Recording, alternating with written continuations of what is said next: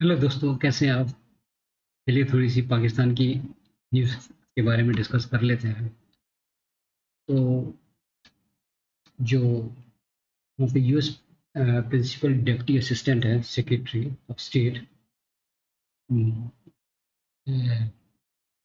Elizabeth फॉर्स्ट, वो एक Pakistani journalist को इंटरव्यू दे रही थी। उसके अंदर उन्होंने कन्वर्सेशन हो रही थी, मतलब इनफैक्ट उसमें उन्होंने बोला कि भाई देखिए, ऐसा है कि there is no quick fix for Pakistan economic problem. जो इकोनॉमिक प्रॉब्लम है, ऐसा नहीं कि इमीडिएटली कोई दिया, क्विक फिक्स दिया और प्रॉब्लम सॉल्व नहीं।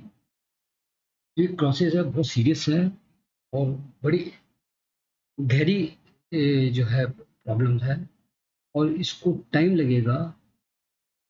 और टाइम जो है कितना लगेगा, कैसे लगेगा, वो डिपेंड करता है पाकिस्तान की जो नई गवर्नमेंट आती है उसकी पॉलिसीज़ के ऊपर, और वो किस तरीके से इम्प्लीमेंट करती है, how they deal with the problems, किस तरीके से लॉन्ग टर्म प्लान बनाती है। ऐसा कुछ काफ़ी कुछ उन्होंने डिस्कस करा।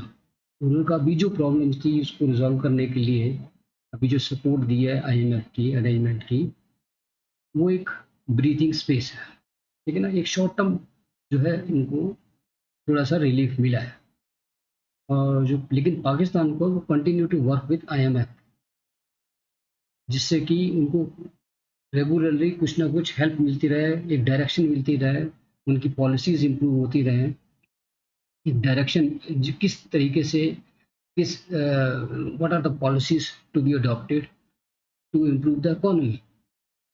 तो to get through this difficult phase to improve the economy, Pakistan has to follow a very concrete policies. और उसने ये एश्योर्ड करा पाकिस्तान को कि United state and Pakistan they have एक लॉन्ग एक रिलेशनशिप, एक कंसिस्टेंट पार्टनरशिप है उनकी। और but it will not effect the current जो पॉलिटिकल सिचुएशन चल रही है, उससे उसका पार्टनरशिप का लेना देना नहीं है। वो पाकिस्तान के जो उनके जो लॉज़ हैं, जो उनकी जो भी पॉलिसीज़ हैं, उसके ऊपर जाते हैं, ना कि एक पर्टिकुलर पार्टीज़ के ऊपर जाते हैं। जो भी गवर्नमेंट बन के आएगी, अमेरिका उसके साथ कंटिन्यूअसली अपने रिलेशन बिल्डअप करके रखेगा, क्योंकि हम सपोर्ट करते हैं रूल ऑफ लॉ को और डेमोक्रेसी। तो यूनाइटेड स्टेट जो है एंड पाकिस्तान जो है, वो बायलैटरल ट्रेड जो है वो 2022 में जो थी वो $9 बिलियन थी, जो कि एक हाईएस्ट, एक बिगेस्ट टारगेट था, ट्रेडिंग पार्टनर था पाकिस्तान यूएसए का। तो जो स्टैटिस्टिक्स ये बताती हैं कि यूएस कंपनीज ने इन्वेस्ट करा है 250 बिलियंस इन पाकिस्तान इन 2022। और 1,20,000 पाकिस्तानी एम्प्लॉयज हैं कहाँ पर, अमेरिका में, अमेरिका में काम कर रहे हैं। और अमेरिका ने प्रोवाइड करा है, जो आपके फ्लड की जो प्रॉब्लम आई थी उसमें जो रिलीफ दिया था, वो $215 मिलियन का रिलीफ आपको दिया था। अमेरिका ने आपको पिछले 20 साल में $20 बिलियन दिया है। अब ये जो $20 बिलियन है, उसको किस तरीके से यूटिलाइज कर रहा है, आज तक किसी पाकिस्तानी को नहीं पता चला। अगर वो ठीक तरीके से यूटिलाइज होता तो आज जो पाकिस्तान की इकोनॉमिक कंडीशन है बहुत ही ज़्यादा अच्छी होती, may be better than Sri Lanka और बांग्लादेश होती। लेकिन उस पैसे को ठीक से चैनलाइज नहीं करा गया, इकोनॉमी में नहीं लगाया गया है, एग्रीकल्चर में नहीं लगाया गया, एजुकेशन में नहीं लगाया गया, मैन्युफैक्चरिंग में नहीं लगाया गया, इंफ्रास्ट्रक्चर में नहीं लगाया गया। ये पैसा उसमें लगाया होगा तो पाकिस्तान जो है एक ऐसी स्ट्रॉन्ग कंट्री बन जाता कि वो दिखाता, लोगों को देता कि ये है पाकिस्तान, ये हम इंफ्रास्ट्रक्चर प्रोवाइड कर रहे हैं, लोग भागते हुए यहाँ पे इन्वेस्ट करते हैं। जब आपके पास इंफ्रास्ट्रक्चर ही नहीं होगा, तब वो आप कैसे उम्मीद कर सकते हैं कि बाहर का आदमी आएगा और अपना पैसा लगाएगा। नाली में फेंकने के लिए पैसा कोई भी नहीं लगाने वाला। ये पैसा जो आपको $20 बिलियन आया था, ये अगर आपने खर्च करा होता ठीक तरीके से पाकिस्तान में, तो आज लाइन लगी होती पाकिस्तान के अंदर इन्वेस्टर्स की। अगर आज से भी शुरू कर देते हैं, इम्प्रूव कर देते हैं पाकिस्तानी, अपना सारा फोकस कर देते हैं इम्प्रूव करने में अपने आप को, तो may be possible in next 5 to 10 years Pakistan की पोजीशन इम्प्रूव होनी शुरू होगी और फिर जो है ट्रैक पे आएगी और मोमेंटम लेते हुए अगले और 5 साल लग जाएंगे। तो एक 15 साल का पीरियड लेके चलना पड़ेगा पाकिस्तान को, तब पाकिस्तान एक ऐसी पोजीशन में पहुंचेगा कि वो सरपास कर सके श्रीलंका को और बांग्लादेश को।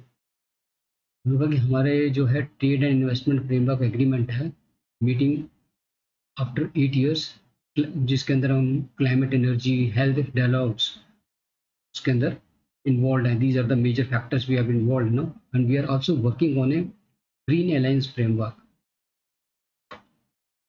So these are the areas where America and Pakistan are working together, ये उसने एम्फेसाइज करा। और उसने बोला कि एटलीस्ट 5,50,000 जो पाकिस्तानी यूएसए में हैं, they can play very good, very important role in maintaining the US Pakistan relationship. और फिर दोबारा से उसने ये एम्फेसाइज करा कि जब क्लाइमेट चेंज है, इकोनॉमी है, टेररिज्म है, पाकिस्तान जो है वो बहुत in these are the areas जहाँ पे काफ़ी मुश्किल से गुजर रहा है पाकिस्तान। इसमें जो है अमेरिका काफ़ी हेल्प कर सकता है पाकिस्तान की। अमेरिका भी टेररिज्म से गुजर रहा है, पाकिस्तान भी गुजर रहा है, तो दोनों की एक कॉमन प्रॉब्लम है, दोनों मिलकर इस प्रॉब्लम को रिजॉल्व कर सकते हैं। तो ये थी जिसके ऊपर उसने दैट लेडी हैज एम्फसाइज कि पाकिस्तान और जो अमेरिका है वो मिलकर अपने जो जो चैलेंजेस हैं उसको मिटिगेट कर सकते हैं और इम्प्रूव कर सकते हैं, अपने रिलेशन को इम्प्रूव कर सकते हैं, अपने ट्रेड को इम्प्रूव कर सकते हैं, ऐसा एलिजाबेथ हॉस ने बोला। उधर जो है दूसरी तरफ अगर हम देखें तो जो गवर्नमेंट है वो, क्योंकि आईएमएफ की पॉलिसी जैसे मैंने आपको पहले भी डिस्कस करा था, बहुत ही स्ट्रिंजेंट पॉलिसी है, बड़ी सख्त पॉलिसीज दी हैं उन्होंने, उसको फॉलो करना ही पड़ेगा। मोटी सी बात मैं बता देता हूँ आपको, सब उन्होंने अगर एक टारगेट बनाया हुआ है कि इस हर महीने आपको इतना पैसा इनफ्लो करना है, इतना पैसा इकट्ठा करके लेके आना है, उसमें जो भी कमी पेशी होगी तो आप कोई ऐसा सोर्स उसके अंदर डालेंगे कि उस जो भी शॉर्टफॉल हुआ है उसको पूरा करेंगे। अब जो बिजली का जो उन्होंने रेट बढ़ाया है, जो कि अराउंड 7.5 पर यूनिट उन्होंने इंक्रीज करा है, तो वो जो है इसलिए करा क्योंकि जो भी उनका शॉर्टफॉल आ रहा था उसको मिटिगेट करने के लिए। वो ये कह रहे हैं कि जो छोटे लोग हैं जैसे 100 मेगावाट 100 किलोवाट यूज़ करते हैं या 200 किलोवाट 200 यूनिट यूज़ करते हैं, उसके ऊपर इम्पैक्ट नहीं आएगा। जो ज़्यादा कंज्यूमर्स हैं उसके ऊपर ज़्यादा इम्पैक्ट आएगा। लेकिन जब एक्चुअली बिजली का बिल आता है तब वो बात अलग हो जाती है, कुछ अलग तरीके से कहानी आती है। उधर जो मोनिस एलाई हैं उसको जो है कोर्ट ने प्रोक्लेम ऑफेंडर डिक्लेयर कर दिया, क्योंकि बार बार उसको मनी लॉन्ड्रिंग का केस है उनके ऊपर और वो कोर्ट में नहीं पेश हो रहे थे, तो उसके ऊपर ये उन्होंने कर दिया है कि मजिस्ट्रेट समन डिटेल्ड, और वो उसने ये भी मांगा है उसने कि उनकी सारी डिटेल निकालो, ट्रैवल हिस्ट्री निकालो, उनके बैंक अकाउंट निकालो और सारा जो डिटेल्स लेके आओ, और he should be appear and जो प्रोसीडिंग है वो अकॉर्डिंगली चलेगी, जो कि केस फेडरल इन्वेस्टिगेशन एजेंसी जो कर रही है इसके ऊपर। तो मजिस्ट्रेट ने डायरेक्ट करा है कि prosecutions to initiate the process for the confiscations of the assets owned by the मोनिस and son of former chief. तो जो प्रोसेस ऑफ कॉन्फिस्केशंस जो है ना एसेट्स की वो करी जाए, मतलब जब्त करी जाए उसके एसेट्स को। और magistrate or is also summoned under detail of travelling history as I told you। और Monis father is under detention और वो भी मतलब अंदर जेल में ही है। तो अब जो है मोनिस इलाही के लिए जो प्रॉब्लम है और ज़्यादा सीरियस होती जाएंगी और very soon he will be also behind the bars. और जितनी भी एसेट्स हैं अगर उसकी जब्त कर ली जाती हैं तो वो एक बहुत सीरियस प्रॉब्लम हो जाएगा इन लोगों के लिए। उधर जो ये कहा जा रहा है खैबर पख्तूनख्वा की पुलिस ने बोला है कि पिछले जून 22 से लेकर अभी तक 665 अटेम्प्ट हो चुके हैं मिलिटेंट्स के हमारे ऊपर खैबर पख्तूनख्वा में। तो उसके अंदर जो है 15 सुसाइड बॉम्बिंग थे और रिपोर्टेड इन फ्रॉम जून 22 से लेके जून 23 तक। और 382 गन्स अटैक्स थे, 107 ग्रेनेड अटैक थे, 145 आईडी एक्सप्लोजन थे, 15 रॉकेट लॉन्च करे थे। तो जो अब जो टेररिज्म है वो पीक पर पहुंच गया पाकिस्तान के अंदर, और Pakistan is now testing the terrorism. क्या होता है उसको समझ में, पहले तो वो करता था और उसका टांगे ऊपर करके खूब मजे लिया करता था जो हिंदुस्तान पे करता था। अब जब उसके ऊपर आई है तब उसको समझ ही नहीं आ रहा कि मैं इसको कैसे हैंडल करूं। और 665 अटैक होना बहुत बड़ी बात होती है, और इसको किस तरीके से हैंडल कर रहा है पाकिस्तान, पाकिस्तान के पास कोई क्लू नहीं है कि किसको किस तरीके से करें, कोई प्लानिंग नहीं है पाकिस्तान आर्मी के पास। और ये अटैक जो है कंटिन्यूसली होते रहेंगे, और पाकिस्तान को ये फ्रस्ट्रेटेड करते ही रहेंगे। वो एरिया जो है बहुत खतरनाक हो गया, जो बॉर्डर एरिया है। तो जब तक इन लोगों की जो भी मांगे हैं टीटीएफ की, अगर उसको नहीं माना माना पाकिस्तान गवर्नमेंट ने और आर्मी ने, तो बहुत सीरियस प्रॉब्लम हो जाएगी। लेकिन मांगे भी उनकी ऐसी हैं जैसे वो नहीं करना चाहते। वो कहते हैं कि ये जगह हमारी बॉर्डर एरिया को नहीं मांगते, वो आगे तक जगह मांग रहे हैं उससे। तो देखिए किस तरीके से इसको हैंडल करा जाता है सिचुएशन को। लेकिन सिचुएशन वही है जो इन्होंने हमारे साथ उनकी होली खेली थी, आज इनके साथ हो रही है। तो उनको पता चलना चाहिए टेररिज्म का मतलब क्या होता है। गोली चलाना तो बहुत आसान होता है, गोली खाना देखो क्या दर्द होता है, उसको समझ में आ रहा है उसका दर्द जो है।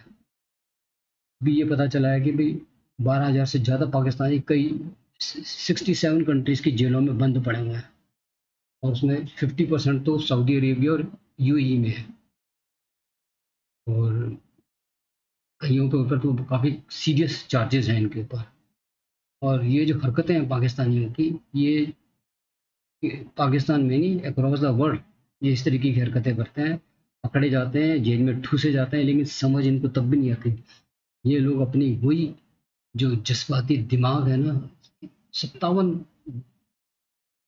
मुस्लिम देश है उसमें से पाकिस्तानी एक अलग से क्यों इस तरीके का देश है जो इस तरीके की हरकत है। बांग्लादेश तो नहीं करता इस तरीके की हरकतें, यूएई तो नहीं करता, इवन जो है आपका ईरान भी नहीं करता, सऊदी अरेबिया भी नहीं करता। यही कंट्री ऐसा क्यों है कि जो इसके इसके ऊपर से लेके नीचे तक जितने भी लोग हैं, सबका एक ही माइंडसेट है, सभी एक माइंडसेट से चलते हैं। ऊपर वाले पैसा खाने में लगे रहते हैं, लोगों को तबाह करने में लगे रहते हैं। बीच के जो लोग हैं वो चोरी चकारी में लगे रहते हैं, चाहे वो पाकिस्तान हो, चाहे वो बाहर की कंट्री हो, या फिर बाकी टेररिज्म में लगे रहते हैं। मौलवी जो वो अपने गेम खेलते रहते हैं, ऐसे गंदे गंदे गेम खेलते हैं। इस सारे दुनिया में इस तरीके के मौलवी आपको नहीं मिलेंगे जिन्होंने सारे लोगों के वहाँ पाकिस्तान का जो दिमाग है, उनका ऐसा उनके अंदर दिमाग में जहर घोल दिया है कि उनको डायरेक्शन ही नहीं कि किस डायरेक्शन में हमने पाकिस्तान को लेकर जाना है। ये हालत हो गई है। चलिए उधर जो एग्जिस्टिंग गवर्नमेंट है वो बड़े बड़े टारगेट्स तो दिखाती रहती है कि हम इतना बिलियन डॉलर इधर से लाएंगे, इतनी लैंडिंग करवा लेंगे अपनी, इतनी मल्टीलेटरल बोरोइंग हो जाएगी, इतनी कमर्शियल बैंक से हम पैसा इकट्ठा करके ला जाएंगे। उन्होंने टारगेट दिए थे 22.8 बिलियन डॉलर के, और इकट्ठा कितना हुआ 10.8। वो भी $3 बिलियन तो वो है जो अभी आखिरी मौके पे इनको मिला है, जो IMF ने पैसा दिया है। तो गवर्नमेंट ने जो टारगेट था उसका 47.5% कम इन्होंने अचीव करा है। और इसी की वजह से जो डॉलर है वो और ज़्यादा स्ट्रेस में आता है। जो डॉलर स्ट्रेस में आता है तो रुपी जब स्ट्रेस में आता है तो रुपी जो अगेंस्ट डॉलर फॉल करता है, और उसकी वजह से जो इम्पोर्ट कॉस्ट है वो और ऊपर बढ़ जाती है। तो अल्टीमेटली इन्फ्लेशन जो है फिर ऊपर चला जाता है। तो गवर्नमेंट की पॉलिसीज जो हैं वो इतनी डाउनग्रेडेड है कि इकोनॉमी को संभालने के लिए उनके पास कोई कॉन्क्रीट प्लान ही नहीं है। ये हालत हो गई है पाकिस्तान की। और रुपया जितना मर्जी आप जो है उसको, वो अनकंट्रोलेबल है। जब तक कि आप डॉलर पे कंट्रोल नहीं कर पाओगे, अब रुपये पे कंट्रोल नहीं कर पाओगे। इंडिया है, इंडिया के 642 बिलियन डॉलर की फॉरेन एक्सचेंज रिजर्व था। उसने उसके अंदर से कम नहीं 70-80 बिलियन डॉलर मार्केट में डाल दिए, जिससे कि जो डिमांड सप्लाई का गैप आ रहा था, रुपया जो है कमजोर पड़ रहा था, उसको मजबूत करा उसने, और अपने रुपए को वहीं पे रखा 80 और 82 के बीच में। तो ये जो पॉलिसीज हैं वो एक लॉन्ग टर्म पॉलिसी, एक स्ट्रॉन्ग पॉलिसीज बनानी पड़ती है और उसको एग्जीक्यूट करना होता है। पाकिस्तान के पास तो पॉलिसी नहीं, तो एग्जीक्यूट क्या करेगा। चलिए इसकी हालत तो ऐसे ही कंटिन्यूसली खराब होती रहेगी। उधर FBR ने क्या करा है, जो federal board of revenue IMF को दिखाने के लिए कि भाई हम जो रिफंड देना था $400 बिलियन वो हम होल्ड कर रहे हैं। अब जिनके पैसे आने थे उस पैसे से उन्होंने पैसे को साइकिल में लगाना था, अपनी मैन्युफैक्चरिंग साइकिल में लगाना था, वो पैसा ब्लॉक कर दिया। और पैसा ब्लॉक कर दिया तो इकॉनमी ब्लॉक हो जाती है। असली बात यह है कि इनके पास पैसा ही नहीं है। $400 बिलियन पैसा देने के लिए है ही नहीं इनके पास। आईएमएफ ने कहा हमें, आईएमएफ ने बोला है कि ये जो है ये हमने इस तरीके की कोई नहीं बोला था जिससे कि आप किसी का पैसा रोको। आईएमएफ सेज कि वी हैव नेवर सेट कि आप किसी का रिफंड रोक लो। Refund you can not stop the refund, आप अपना इन्फ्लो इम्प्रूव करना किसी और तरीके से इम्प्रूव करिए, लेकिन जिसका जो पैसा है उसको वापस तो करना ही पड़ेगा। तो ये है पाकिस्तान परफॉर्मेंस को कंपेयर करके ही वोट देना। ये थोड़ी सी जो न्यूज़ थी जो मैं आप लोगों के साथ डिस्कस करना चाहता था। I hope you like this information. I request you to kindly like my channel, subscribe my channel and press the icon button.